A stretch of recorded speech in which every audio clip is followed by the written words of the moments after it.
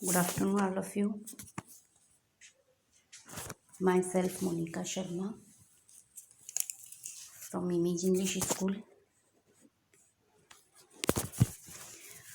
My subject is Hindi, Standard 7, Hindi second semester,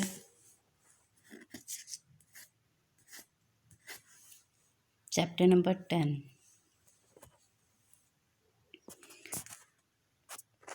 अंदाज अपना अपना।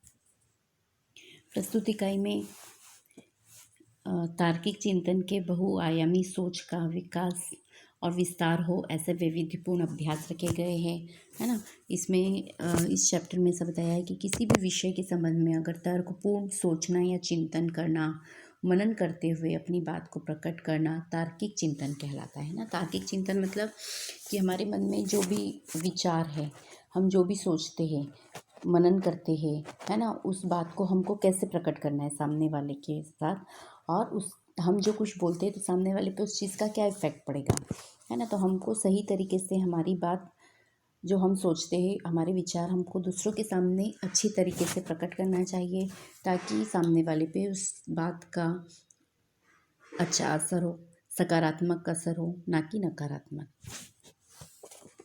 चलिए, लेट्स स्टार्ट दिस चैप्टर। किसी भी विषय के संबंध में तर्कपूर्ण सोचना या चिंतन करना, मनन करते हुए अपनी बात को प्रकट करना तार्किक चिंतन कहलाता है ना। तार्किक चिंतन क्या, कि हम किसी भी विषय में, कोई भी विषय के संबंध में कुछ सोच रहे हैं, है ना, तो उसका तर्कपूर्ण, उसका निष्कर्ष अच्छा होना चाहिए, सही सॉल्यूशन होना चाहिए, और उसके बारे में हम कुछ सोचते हैं, मनन करते हुए है, और हम किसी बात को किसी के सामने प्रकट करते हैं, वो क्या कहलाता है, तार्किक चिंतन कहलाता है। तार्किक चिंतन वैज्ञानिक अभिगम पर आधारित व्यक्ति की सोच विचार करने की मानसिक प्रक्रिया है। इस मुक्त चिंतन में व्यक्ति अपने जीवन के अनुभव, मान्यताएं और दृष्टिकोण का उपयोग माहिती का पृथक्करण करने के लिए करता है और माहिती की सत्यता तक पहुंचकर निर्णय लेता है। प्रस्तुत इकाई में तार्किक चिंतन के बहुआयामी सोच का विकास विस्तार हो ऐसे वैविध्यपूर्ण कुछ अभ्यास रखे गए। ओके, फर्स्ट है दिमागी दौड़। दिमागी दौड़ में यह एक पर्सन है, यह इनका नाम इनका नाम भावेश भाई है, और ये व्यवसाय से, प्रोफेशन से वकील है। ओके, चलिए let's start this chapter. Bhavesh भाई वकील है। वह अपनी पत्नी लीना और पुत्र व्रज के साथ सूरत में रहते हैं। ये कौन है? भावेश भाई है, इनका नाम भावेश है, और ये वकील है, और इनकी पत्नी है, उनका नाम लीना है, और इनका एक बेटा है, पुत्र, उसका नाम व्रज है, और ये लोग इनके साथ में कहाँ रहते हैं? सूरत में रहते हैं। छोटा परिवार सुख का आधार होता है ना। जितने कम मेंबर होंगे वो लोग सुखी रह सकेंगे, खुश रह सकेंगे। जनरली जॉइंट फैमिली, वैसे तो जॉइंट फैमिली अच्छी होती है, पर जॉइंट फैमिली में इश्यूज बहुत होते हैं, है ना, प्रॉब्लम्स क्रिएट बहुत होती है। सुख का आधार होता है। उनका जीवन भी खुशहाल था। एक बार दीपावली की छुट्टियों में वे तीनों अंबाजी गए। 4 दिन बाद वापस आकर देखा तो चौंक गए। उन्होंने देखा कि घर के बाहर जो बगीचा है, उसके पेड़ पौधों के कई फूल पत्ते झड़ गए हैं। घर के अंदर जाकर देखा तो पूरा कमरा धूल से खराब हो गया था। दीवार पर की लीना और व्रज की तस्वीरें भी नीचे गिर गई थी और टूट गई थी। नन्हे मुन्ने बच्चों, ऐसा क्यों हुआ होगा? वे समझ नहीं पाए। आप बड़े अक्लमंद हैं, आप ही उन्हें बताइए, है ना। अपना अंदाज अपना अपना, इसमें अंदाज अपना अपना में मतलब क्या है कि कुछ हुआ है, कुछ देखा है हमने, कुछ सुना है, तो हम अपने अपने हिसाब से अपना अपना अंदाज़ा लगाते हैं, अपनी अपनी सोच हम सोचने लग जाते हैं कि क्या हुआ होगा, है ना। सबके दिमाग अलग अलग होते हैं, सबकी सोच अलग अलग होती है, कोई क्या सोचता है, कोई क्या सोचता है।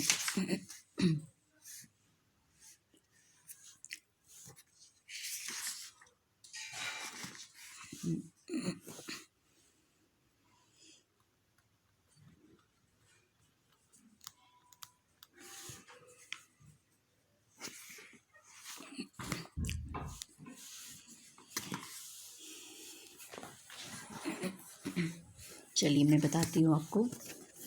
इसका उत्तर है, भावेश भाई के घर की हालत देखकर लगता है कि बाहर जोर की आंधी आई होगी, है ना। बाहर जोर की आंधी हुई होगी, तभी पत्ते मतलब पत्तियाँ उसकी पेड़ के कई फूल और पत्ते झड़ गए हैं, है ना। तो बाहर क्या हुआ होगा, बाहर जोर की आंधी आई होगी। और सेकंड, वेंटिलेशन से हवा के साथ धूल भी घर में आई होगी। आंधी आने से क्या हुआ होगा, इन लोगों ने सारे दरवाजे खिड़की बंद नहीं किए होंगे, वेंटिलेशन रखा होगा। तो वेंटिलेशन के कारण हवा जब अंदर गई घर के अंदर, तो उसके साथ साथ धूल भी घर में गई, तो घर में धूल हो गई होगी। भूकंप का हल्का झटका आया होगा, हो सकता है भूकंप का हल्का झटका आया हो, है ना। जिससे सामान कहाँ हो गए, इधर उधर बिखर गए थोड़े। खिड़की खुली रह गई होगी, दरवाज़ा खुला रह गया होगा, या चोर आया होगा और जल्दबाजी में कुछ चुरा कर चला गया होगा।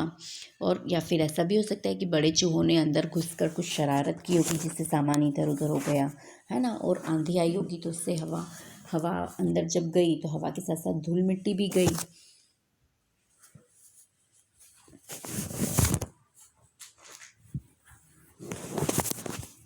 नेक्स्ट है, परेश भाई किसान हैं, उनकी पत्नी हीरल बहन नर्स है। एक दिन सुबह सुबह हीरल बहन ने पानी के नल के नीचे जल्दबाजी में एक मटका रखा। बाद में नल चालू किया और रसोई घर में चाय बनाने चली गई। चाय बनाने के बाद जब वापस आकर देखा तो मटका खाली था, उसमें पानी नहीं था। हीरल बहन अपने आप पर हंसने लगी। मेरे समझदार दोस्त, अब आप ही बताइए कि ऐसा क्यों हुआ होगा, क्या क्या हुआ होगा ऐसा, है ना। कि जिससे क्या हुआ, हीरल बहन ने मटका तो मतलब नल तो चालू कर दिया, नीचे मटका भी लगा था और वो भूल गई मटका चालू करके। वह किचन में चाय बनाने के लिए चली गई, पर जब आकर उसने देखा, चाय बनाने के बाद वापस आकर देखा तो मटका तो खाली था, उसमें पानी नहीं था। तो हीरल बहन अपने अपने आप पर खुद पे ही हंसने लग गई कि मैंने इससे कैसे काम किया, है ना। कभी कभी होता है ना, जनरली हम जो काम करते हैं तो हमको ही बाद में हंसी आती कि हमसे ऐसे कैसे हो गया, हमने कैसा काम किया। इसका आंसर है, हीरल बहन के मटके में पानी नहीं आया। क्यों? क्योंकि नल में पानी बंद हो गया होगा, है ना। नल मतलब मटका भरने के पहले ही या तो मटका लगा हुआ था और वो नल चालू करके गई, और नल चालू करके गई पर नल उस वक्त तो जब उन्होंने चालू किया तब तो चालू रहा, पानी आया ही नहीं होगा, नल आया ही नहीं होगा। पानी नहीं आया होगा तो मटका कैसे भर सकता है। या फिर ये भी हो सकता है मटके में दरार होगी, मतलब मटका कहीं से टूटा हुआ होगा, तो पानी तो आया पर जैसे ही पानी आया वैसे ही मटके में से निकलता गया तो मटका खाली ही रहा। मटके के पेंदे में छेद होगा या दरार होगी। फिर मटका ठीक नल के नीचे नहीं रखा होगा, ऐसा भी हो सकता है कि ठीक नीचे नल के नीचे नहीं रखा होगा मटका। या फिर मटके पर गलती से ढक्कन रख दिया होगा, अगर ढक्कन रख दिया है तो ढक्कन पे पानी गिर के बाहर गिर गया होगा, मटके में जाएगा ही नहीं। या फिर मटका उल्टा रखा होगा, कुछ भी हो सकता है ना।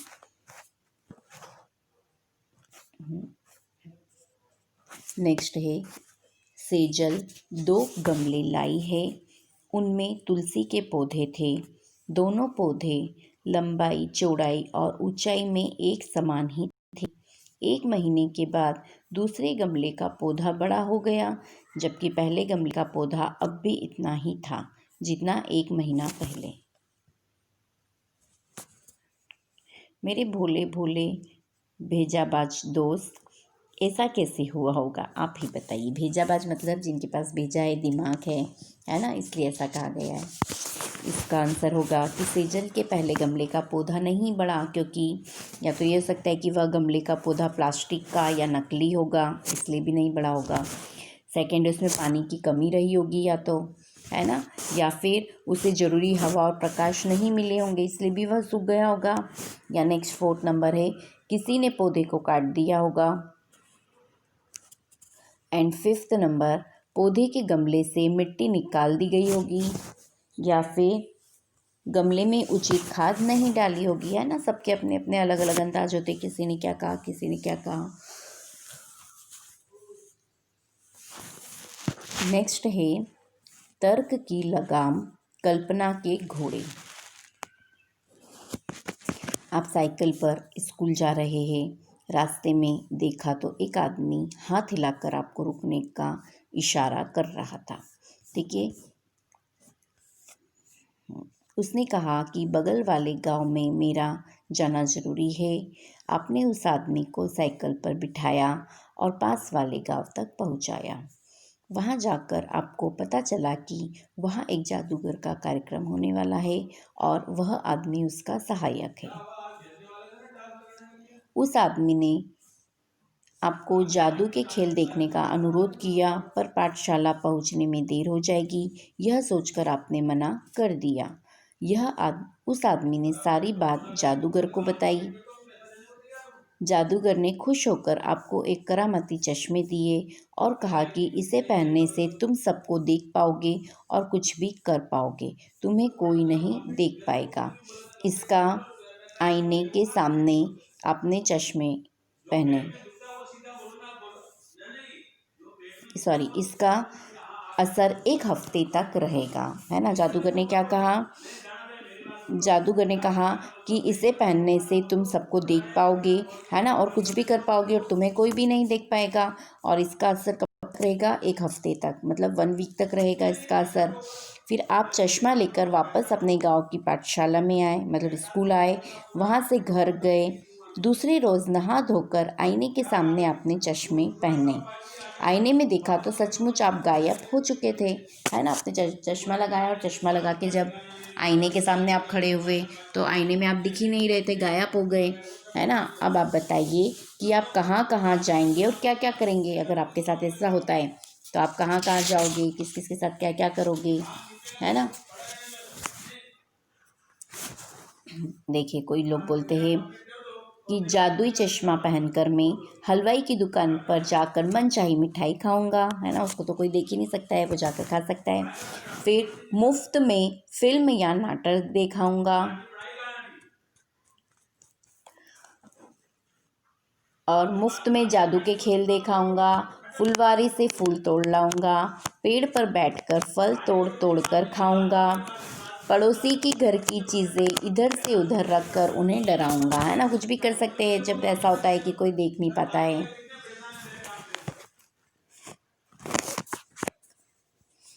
चलिए, नेक्स्ट है, पूरे दिन की पढ़ाई और खेल कूद के बाद रात को आपकी आँख लग गई। नींद में आपने एक सपना देखा। आप घूमते घूमते बहुत दूर निकल गए। आप नदी पहाड़ों के अद्भुत सौंदर्य में लीन हो गए। आपको पता भी न चला और आप चलते चलते जंगल में पहुंच गए। यकायक आपके सामने एक शेर आ गया। शेर को देखकर आपको होश आया। आप घबरा गए, मारे डर के आंखें बंद कर दी। आपने ईश्वर को याद किया और कहा, काश मेरे पास पंछी की तरह पंख होते तो। तभी चमत्कार हुआ और आपके हाथ की जगह पंख उग आए। आप उड़कर वापस घर आए। आप बड़े खुश थे। जान भी बची और पंख भी मिल गए। सपना टूटा। आपने नींद से आंखें खोली। आपने पाया कि आपको हकीकत में हाथों की जगह पंख मिल गए हैं। मेरे परिंदे दोस्त, है ना, परिंदे ही हो गए ना आप तो। मेरे परिंदे दोस्त, अब बताइए कि आप कहाँ कहाँ जाएंगे और क्या क्या दिखेंगे, है ना। अब आपके पास पंख आ गए हैं, तो अब आप बताइए आप क्या क्या करेंगे। आंसर है, उड़ने के लिए पंख मिल जाने पर मैं आसमान में बादल के पास जाकर उन्हें देखूंगा। मैं पक्षियों में से मित्रता करूंगा, है ना। नेक्स्ट है, मैं पक्षियों के साथ उड़ने की शर्त लगाऊंगा। नेक्स्ट 4th नंबर, मैं उड़कर बाजार से चीज़ें ले आऊँगा। नेक्स्ट, मैं पेड़ों पर बैठकर फल तोड़कर खाऊंगा। 6th, मैं पहाड़ों पर जाकर आनंद मनाऊंगा। 7th नंबर, मैं दूर रहने वाले मित्रों के घर जल्दी पहुंचाऊंगा।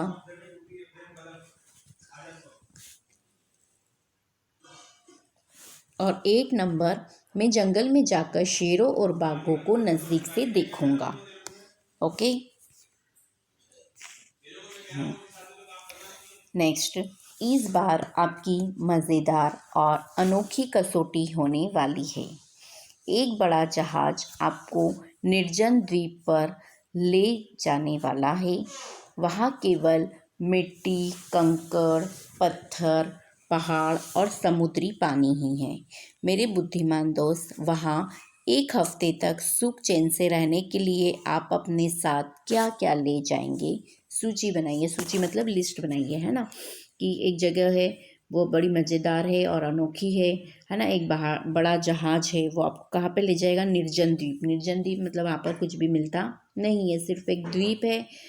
और वहाँ पर केवल क्या क्या मिलेगा आपको? वहाँ पे सिर्फ मिट्टी होगी, कंकड़ पत्थर होंगे, पहाड़ होंगे और समुद्री पानी ही होगा, बस इतनी चीज़ें होगी, है ना। तो वहाँ पर एक हफ्ते के लिए आपको सुख चैन से रहने को तो मिलेगा। तो उसके साथ आप सुख से रहने जाएंगे तो आप उसमें क्या क्या लेके जाएंगे अपने साथ, है ना, उसकी लिस्ट आपको बनाइए।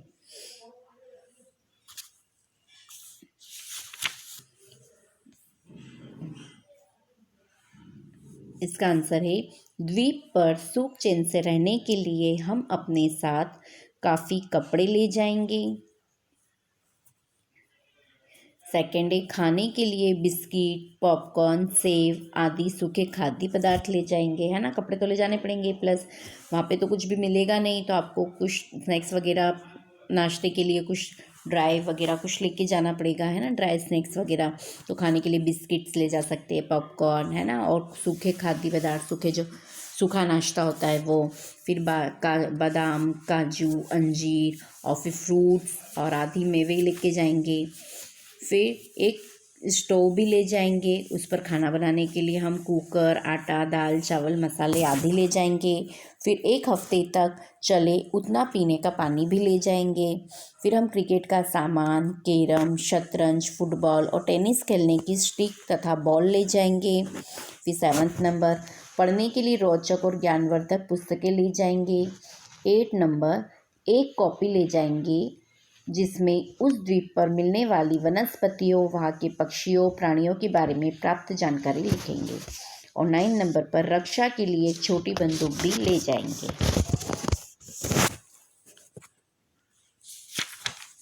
नेक्स्ट है मैं क्यों मानूं। मैं क्यों मानूं और क्वेश्चन मार्क, है ना। फिर उसमें है कुछ विज्ञापन में प्रकाशित खास विधानों को गौर से पढ़िए और उस पर वाद विवाद कीजिए, है ना। आपके विज्ञापन मतलब न्यूज़पेपर वगैरह आते हैं, है ना, तो उसमें कुछ ऐड आती है या फिर कुछ आपके पास आता होगा, मैगजीन्स वगैरह आती होगी, उसमें एडवर्टाइजमेंट दिए होंगे, विज्ञापन दिए होते हैं, है ना। तो उसमें कुछ खास विधान होते हैं, उनको गौर से पढ़ना है और उस पर आपको डिस्कशन करनी है। अब जैसे ये पिक दे रखी है ना, और फर्स्ट नंबर पे लिखा है अब नए पैक में। फिर सेकंड है शौक बड़ी चीज़ है। फिर क्वेश्चन नंबर 3 पहले इस्तेमाल करें फिर विश्वास करें। 4 नंबर पे यहाँ पेट्रोल ही नहीं विश्वास भी मिलता है ना। इस तरह के विधान होते हैं ना, जैसे अपन पेट्रोल पंप पे कहीं जाते हैं तो वहाँ क्या लिखा होता है, यहाँ पेट्रोल ही नहीं विश्वास भी मिलता है। और कहीं कहीं कुछ एडवर्टाइजमेंट लिखा होता है, कुछ लिखा होता है, उसमें लिखा होता है कि पहले इस्तेमाल करें फिर विश्वास करें, है ना। फिर कोई नए पैकेट, कोई नई चीज़ आती है तो उसमें लिखा होता है कि अब ये नए पैक में है। फिर 5 नंबर पे हम सिर्फ गहने ही नहीं बनाते रिश्ते भी बनाते हैं। ये जब शॉप पे ऐसा लिखा होगा कि हम सिर्फ गहने ही नहीं बनाते, हम रिश्ते भी बनाते हैं। फिर 6 नंबर पे पकाते हैं रसोई परोसते हैं प्यार, है ना। रसोई बड़े प्यार से बनाते हैं और क्या परोसते हैं, प्यार परोसते हैं। नेक्स्ट है